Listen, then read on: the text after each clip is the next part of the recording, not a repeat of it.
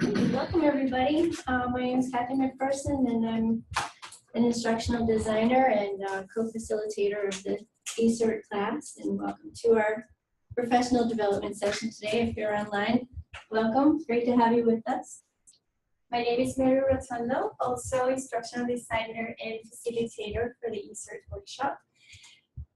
We are very excited today. Our topic is Bloom's taxonomy, and we're going to be presenting it to you as a tool that will allow us to assess the value of several instructional activities in our practice.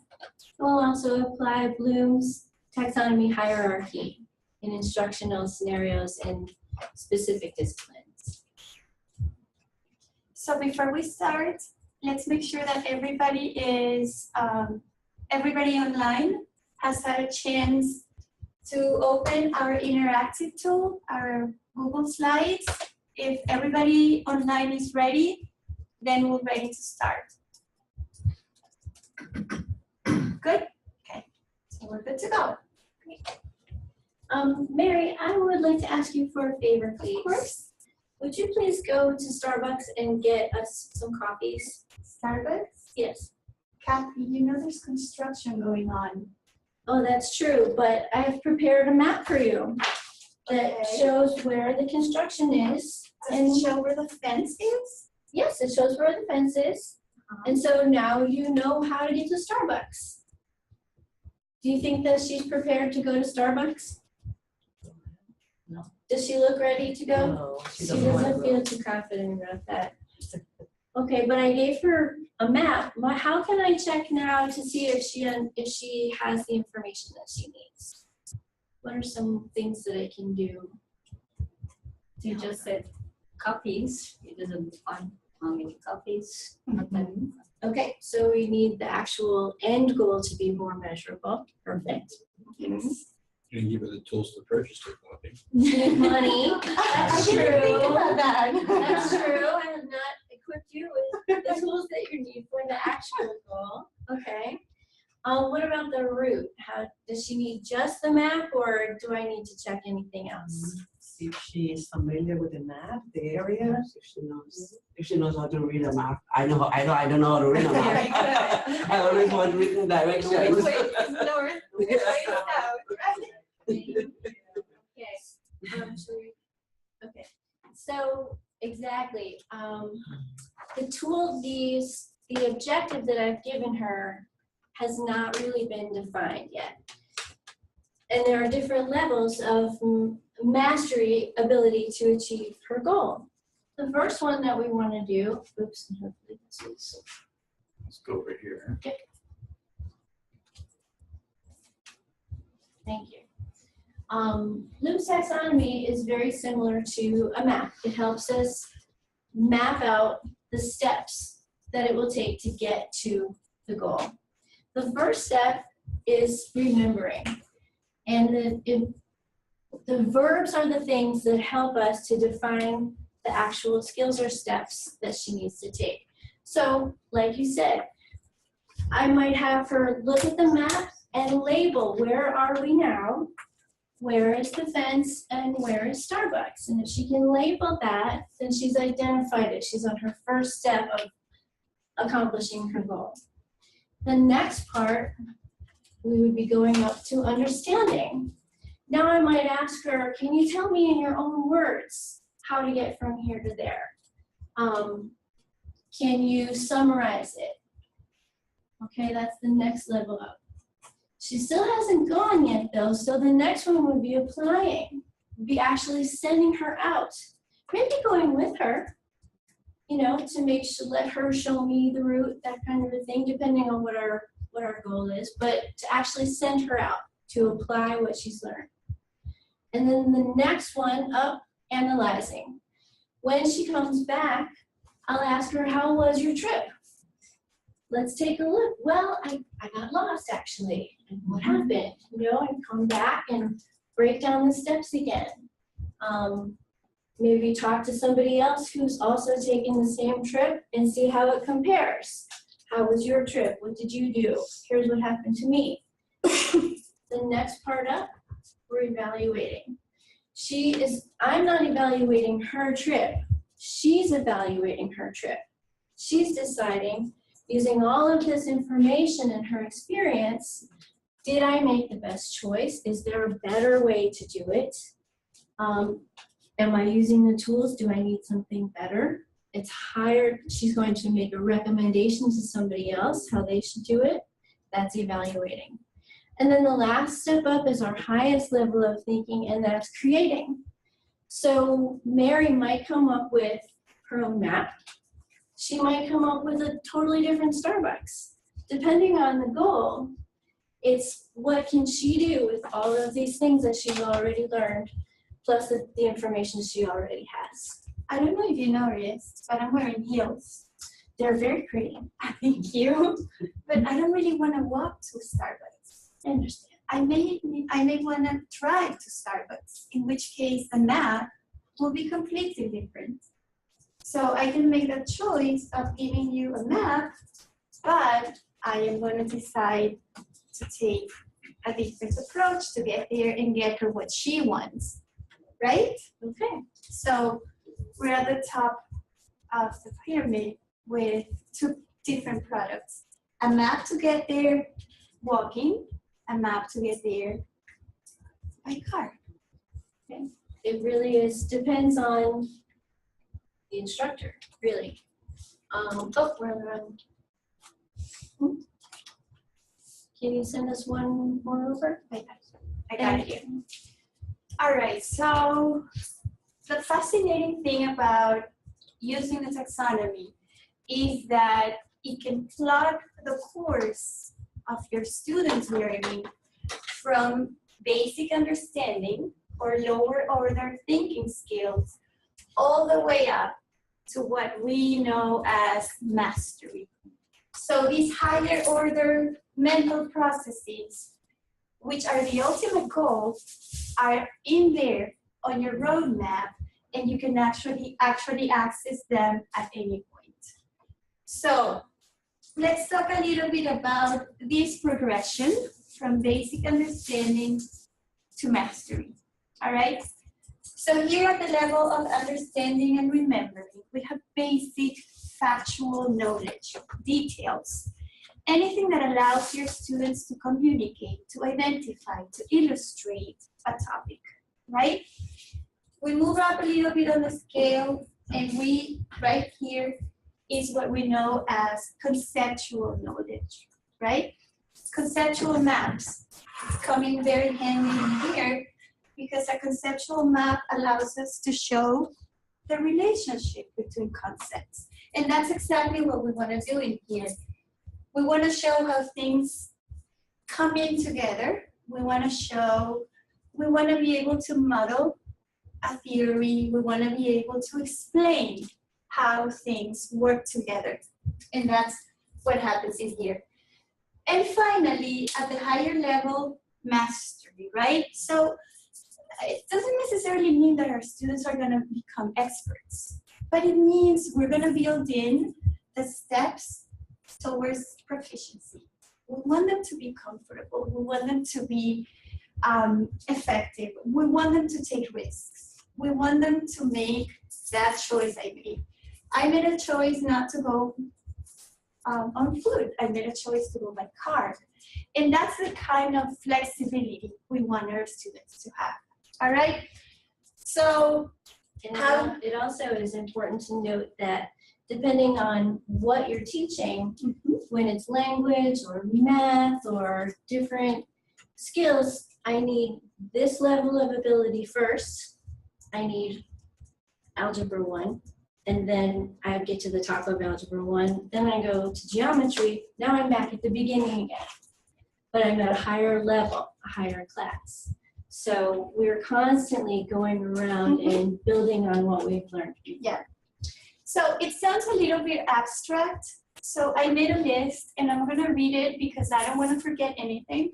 So how to operationalize those steps so that your students get to that point. These are some of the things we can do. We can have them discriminate amongst ideas. We can have them make choices based on reasoned arguments.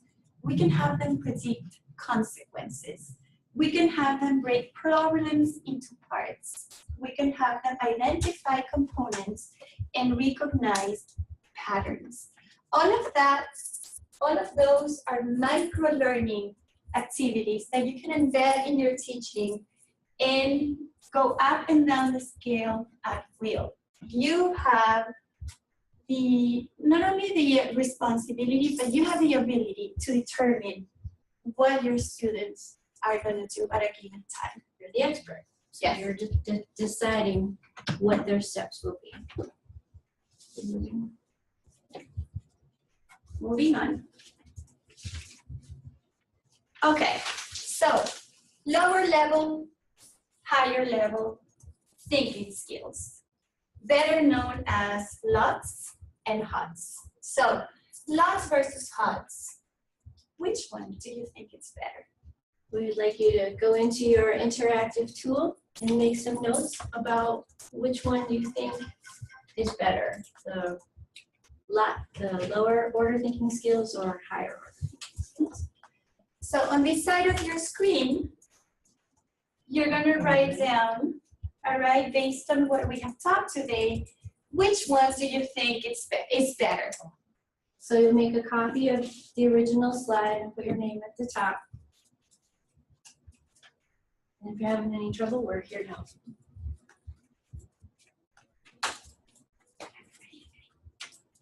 Everybody okay in that? Excuse me, may I ask a question, please? Sure. I'm on the phone and not at a computer. Is that a problem for my participation? Not at all. Do you have an idea of something you want to say about this?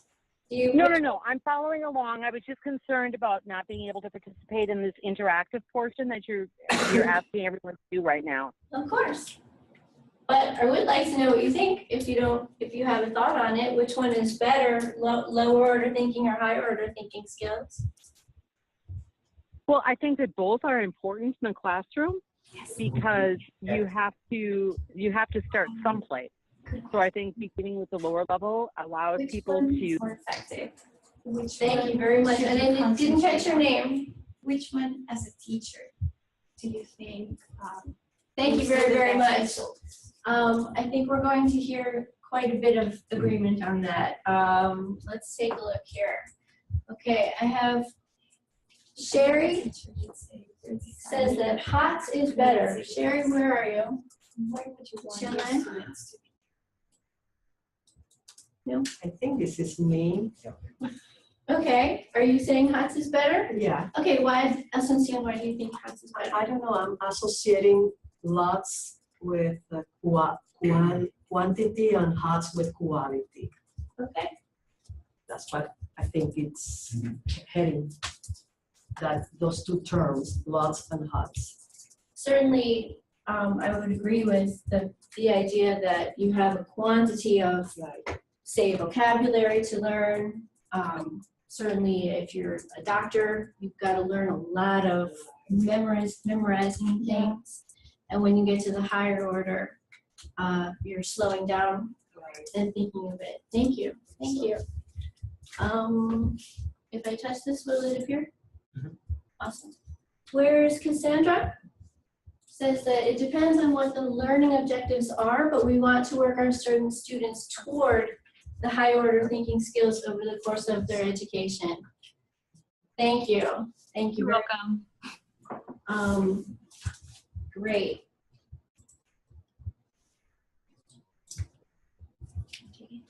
Okay. Awesome. So you say that both are good Yeah. and that it depends Depends on the on the student. level of the student. Okay, so would you like to elaborate?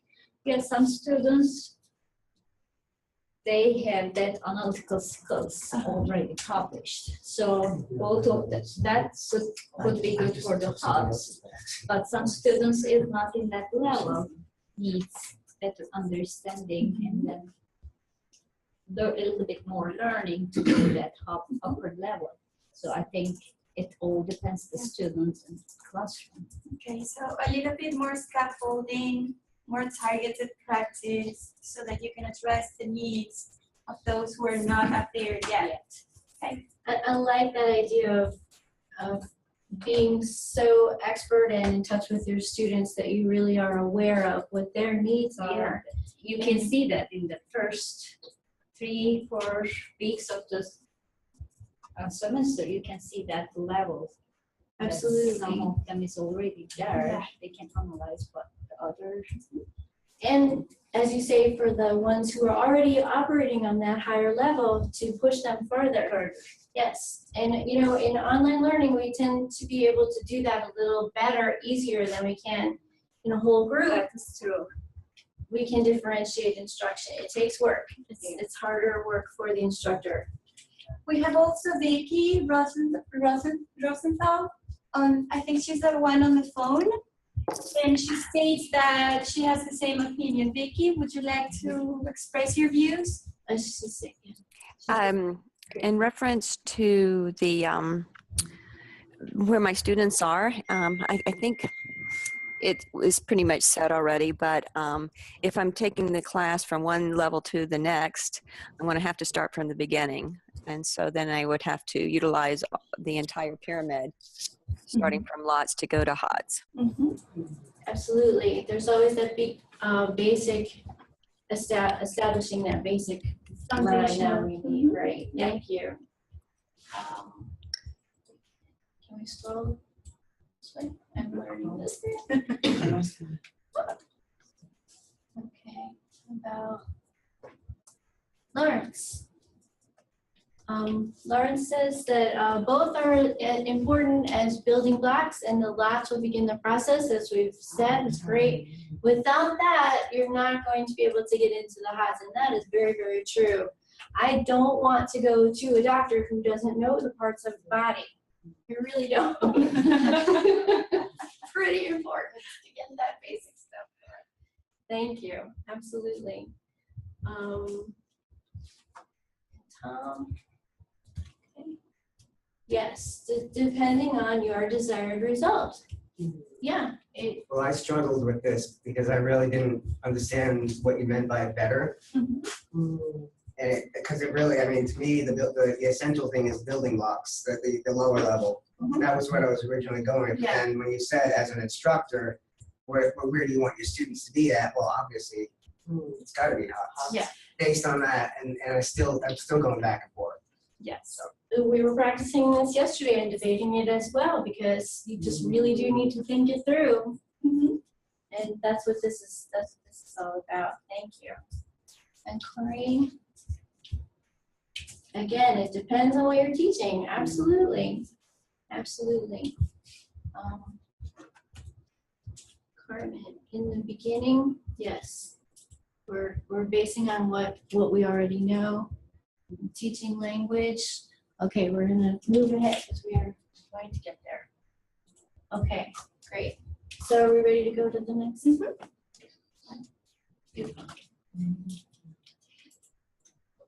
So going back to what we've been talking about, today is a really hot day. I really don't think Kathy wants coffee. I think she needs to relieve. Huh? Did I hear something here? Iced coffee, perhaps. Ooh, frappuccino. That sounds really good. So, like we were saying, lots and HOTS, it depends on the need of our students. And it doesn't mean one is better than the other.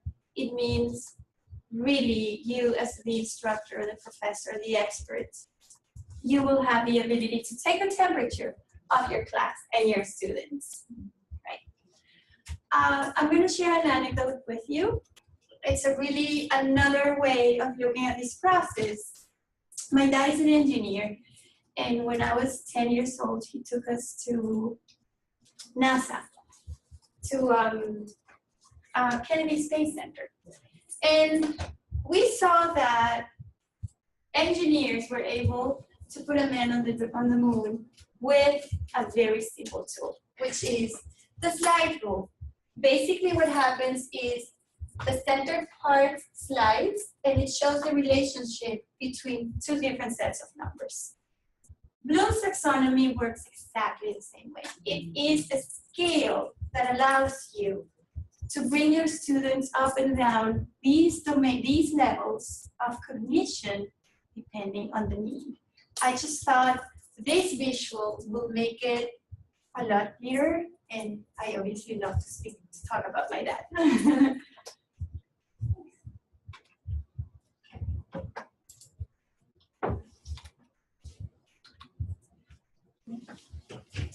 Okay, as the instructor, it's your task to write well-written objectives. That will provide your students with a map to success. You correctly said that I had not clarified the task when I asked Mary to go for coffee. So there was no way for her to be successful. But if I let her know specifically what I expect her to do, then she knows the expectations, she knows that she has the tools to do it, and now she can be motivated to go and be successful and do that. Also, when she comes back, I know whether she was successful or not.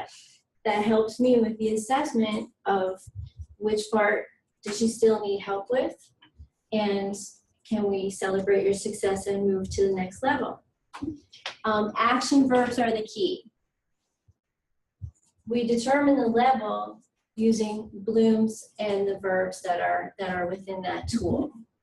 And another value of communicating these objectives with to our students is metacognitive knowledge, which is a different kind of knowledge we haven't spoken about. But that's what allows our students to know where they are, to know exactly where they want to be, and to be autonomous and independent in their learning, which is another sign of mastery. So by letting our students know, did you get lost? Were you able to remember what everybody wanted? Were you able to accomplish my expectations and your very own expectations? We are actually setting them up towards success. Okay, so here we have an example of the Civil War. And we're going to kind of show that progression from lots to pots, right? With context. Okay, what does it look like in a history course? So we start with our timeline, right? What are we going to put on our timeline? Events. Time from the start of the war to the end of the war. Very good. Dates, events, people. Those basic details that are our foundation of knowledge, right? Then we're going to build a little bit of complexity. We're going to go into our conceptual kind of knowledge. And let's say we want to create here, we're going to go from a timeline to a concept map, right? And we want in the concept map our students to tell us the strengths of the North versus the South. So the information is completely different, and the way to present the information is completely different. So that would be in here, or we can also ask them to identify what was a key turning point in the Civil War. They're taking the dates and things that they've learned and they're applying it. Mm-hmm. Yes.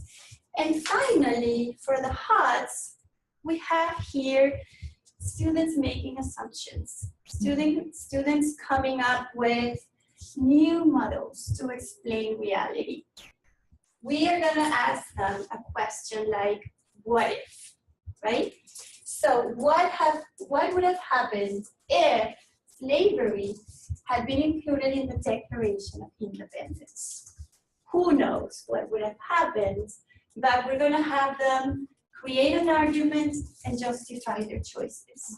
So they're going to be operating at a very high level.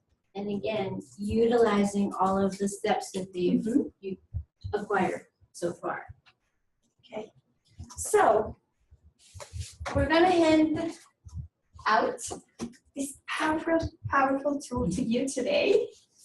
And we're gonna ask you to come up with a similar progression in your own disciplines. How would you guide your students from step 1 all the way to step 3? In your own course. And so we're going to We're gonna go to the Google Slides. Oh, you have one too. And for those online, we are gonna be showing the list so you have access to the verbs. So again, we will plot a similar progression in your subject area, going from, and this is important, we changed versus to the word to, all right? So from lots to pots, using everything to bring your students to that point. So please take some time and think that through. Simple, nothing complex. We're just practicing, and we'll share what we come up with in a couple of minutes. And we're here to help you. Okay, Cassandra, would you like to share your thoughts with us? Sure. Can you hear me? Yes. Okay. So I started kind of at the top with define recidivism. That's a big topic of concern within corrections. And then talk about the different ways to operate, or describe the different ways to operationalize recidivism, because you can measure recidivism in a couple of different ways depending on what researchers are actually interested in determining. And then choose which recidivism measure could result in an underestimation of the number of people who return to criminal behavior, because we can measure at rearrest, reconviction, and reincarceration. And then explain which measure of recidivism the police would be most interested in measuring. Justify which measure of recidivism you believe we should use to determine the number of people who return to criminal behavior. And then prepare a lecture for the Florida Department of Corrections, Secretary of Corrections, to explain why we should be concerned with more than just reincarceration rate. So I kind of worked my way up the list, I guess. Thank you. Wow, you get a gold star, Cassandra. Yay. Thank you. Perfect. I mean, really, really perfect. That's fabulous. Thank you. Now, don't worry if you don't feel like you're going to get a gold star. It's okay. You're here. We love you. You get the credit. We're good. Asa, you ready to go? Okay. You want to share with us? Learn and study scientific principles are going to be needed in nursing degree. Demonstrate the knowledge by applying these rules into experimental design. Analyze and discuss the results and make conclusions. Thank you. That's beautiful. Now, how will I know that how will you know that your students have learned and studied the scientific principles? Exams, quiz, and then discussion boards, feedbacks. So within those exams and quizzes, you're going to ask them to, what kind of a question might you ask them? What task would they need to do? Okay. So maybe, what would a question be that would be on that level? Thinking or Yeah, like identifying the words, right? yes. Yeah, so we know that I taught ESOL students, and the typical with the ESOL, do you understand? Yeah.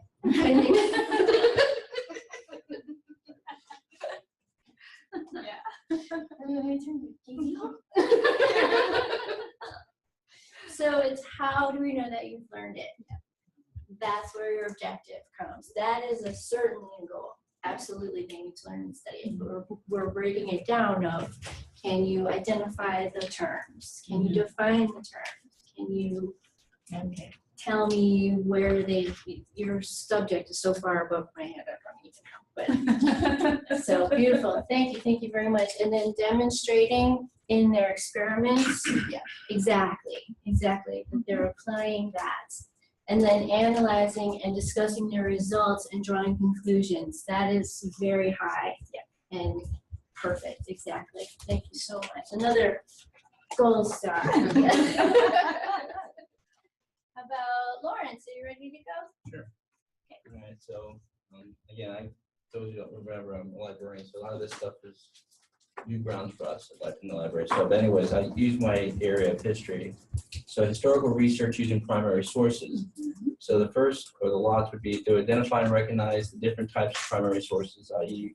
written, map, cartoon, music, poster, photography, and motion picture. The next level, I would have them locate and explore and identify examples of primary sources from a particular era or event in American history. And that would be of their choosing, of course. And then the final would be critique, explain, and compose a paper on the historical event as it relates to the primary sources they've found. There you go. Beautiful, beautiful. Thank you so much. And I guess that for them to make a choice, there will have to be criteria to follow.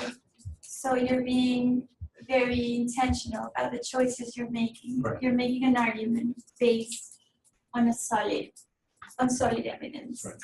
Oh, beautiful. Thank you. I hope we didn't skip anybody. Make sure. Okay, Asuncia, now I saw you writing. We didn't get it up here, but oh yes, you did. Okay. Do you want to share? I'm trying to change the. You want us to come back? No. Okay. Okay. I teach Spanish as a second language, so one of the objectives in Spanish 1 is that they differentiate, or they differentiate and use the different type of readings, formal or informal.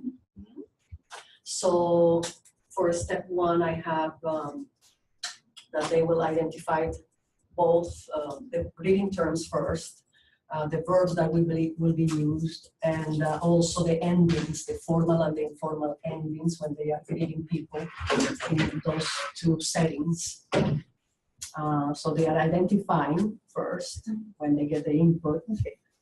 Then they're building complexity and differentiating, right? Using what they are learning in class, right? And they're going to greet their peers informally, and they're going to greet me or any other person that will be in the classroom, that perhaps if I bring a colleague or if I bring my supervisor, they will greet them formally. Okay. Yeah. And then in the third part, I have, I was still working on it, but I want them to be able to use what they learn in class outside the classroom. I always emphasize that, and greet their coworkers, their neighbors, their boss, make them identify the different settings, formal and informal, and use what they learn in class in those settings outside the classroom. Wonderful. Beautiful. Thank you. And you can actually tell them that they can extrapolate those concepts to different cultures. Also that. Because what is formal in one culture may be disrespectful in a different culture. So they're transferring from the classroom, not only to real life, but to a situation where they would need to learn about other cultures. Great example. They're not doing it as a group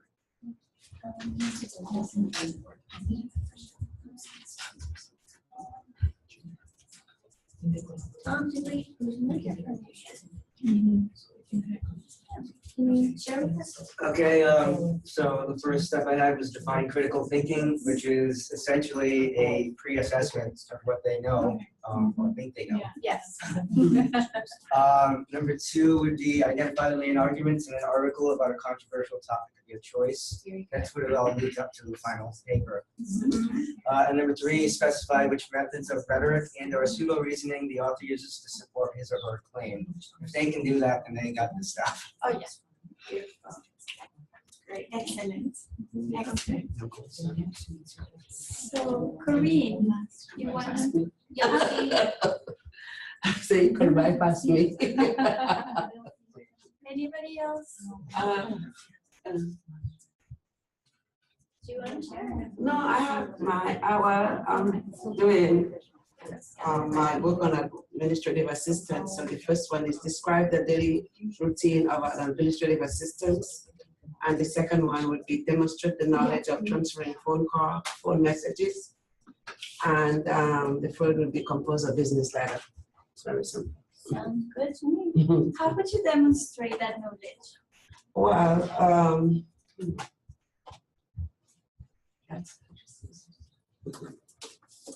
Will it be by probably taking a message, taking a down message your and writing it down, right? okay, or transferring the phone call to the right person? Not an easy thing to No, do. you don't No. It's a do that. complex matter. Yeah. There's a lot involved with that, both with your voice and the technical part and communicating correctly. Sure, and there's judgment calls involved. So absolutely, the applying part, and then of course composing the business letter would be The creating part That's of right. it. Beautiful. thank you. Anybody on that? Yeah, Carmen. Carmen, did you want to share with us? Sherry.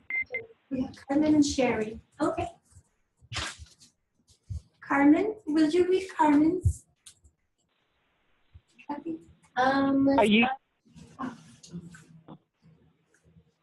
You with us? Are you talking to me? Hopefully. Oh, okay. Well, my name is Gail. You called me Carmen, Okay. so I was confused. We're confused too. Sorry about that. Can you share with us what you Yes. So I had I teach international relations. So I began with identifying the paradigms used in international relations to evaluate foreign policy. Determine which paradigm is being represented by the point of view in this particular article. Analyze other perspectives that may be significant in the resolution of this issue. Critique alternate paradigms in possible solutions that are being presented. And then finally, recommend possible solutions based upon one specific paradigm. Beautiful. I understood about 50% of what you just said. Beautiful, thank you. And that's a perfect example of how mastery on one level becomes beginner level in the next level up. How is this cycle of, hey, I graduated with my bachelor's degree. I've mastered it until you go to graduate school. Yeah. And then you say, I'm a master at this. I actually have a master's degree. And then you go for your PhD and you realize I have to start all over again. Or you feel like you do. Yeah. So it really, thank you so much. Fabulous, fabulous. And I'm a little lost on our PowerPoint here. Okay, we need Cheryl. Okay, Sherry, can you Sherry. find Sherry for us? Hi, can you hear me okay? Yes. Okay, well, my class is 18th century British literature, and so for the lots, I would start out with really talking about the structure of writing and how literary devices are used to move the plot forward, talk about poetic meter, and just, other advices too, like alliteration, for example, just to get students organized around what things mean, even outside of it actually being in the 18th century in Britain. But then to move over into the HOTS, it would be us discussing the various pieces of literature and how they spoke to the different historical developments that were going on at the time. One thing about 18th century British literature is that it was very romantic in nature. This was the Romantic period. And so there was war and famine all around. And yet it was, truth and nature and beauty and everything is grand. And really just getting to the author's views of the world and how that drove and shaped all the what 18th century literature became. Thank you. Wow. I love this job. There's so many different fascinating people and subjects. It's just amazing. And I think we can see that the tool works. It works for you guys at the library. It works for language teachers. It works for literature teachers. We are applying a very sound system of moving our students through this path. Okay. Anybody else? Yeah? Hi, this is Vicky, and I even created a slide. I don't know if it's up. It's up, yes. Oh, okay, great. So for my class, I would ask them to identify a current event of this week's topic. And this week's topic is some global event, whether it be human trafficking, labor trafficking, women's issues, HIV/AIDS, something like that. That's in current news, something that's occurring, and then I would ask them to explain why this event was able to occur, what conditions were, on the ground, their government, the forces that create these type of things. Issues. And then the last step would be develop ways to prevent, what way, and develop suggestions on how this event could have been prevented, or ongoing, how can it be, how can it be reduced to eliminate it, whether, say for HIV/AIDS in a community, for example.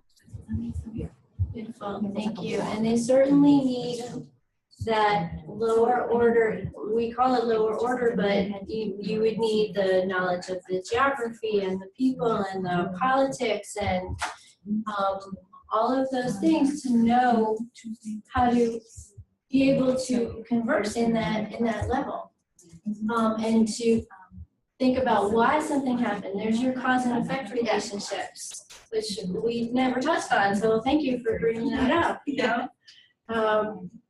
and then developing a solution. Certainly, thank you, that's great. Do we have anybody left? No? Okay, awesome. How do you all feel about it? Do you feel like you're okay? And it's complex. It takes a lot of practice, and you all have done very well today with that. Okay, so we talked about how instructional activities at any level have a place and a time in our map, how all of them contribute to the learning process. And we followed our own roadmaps from lower order thinking skills to higher order thinking skills in our own disciplines. Gold stars for everybody. Nice job. Thank you. And for coming attractions, next week, you have Friday off. No professional development. And then on the 8th, we have our blueprint hit parade. The blueprint is one of the great tools that we use here at the Center for E-Learning to plot out our courses. And for those who are in the e-certification class, this is something you don't want to miss. We'll help you actually create the first few units of that blueprint. And we're going to be talking about alignment between these objectives we're developing, your activities, your content, make it a cohesive experience for your LIMS is such an important part of that, so you've got a foundation for it, so well done, congratulations. And thank you very much for being here today. It was our pleasure.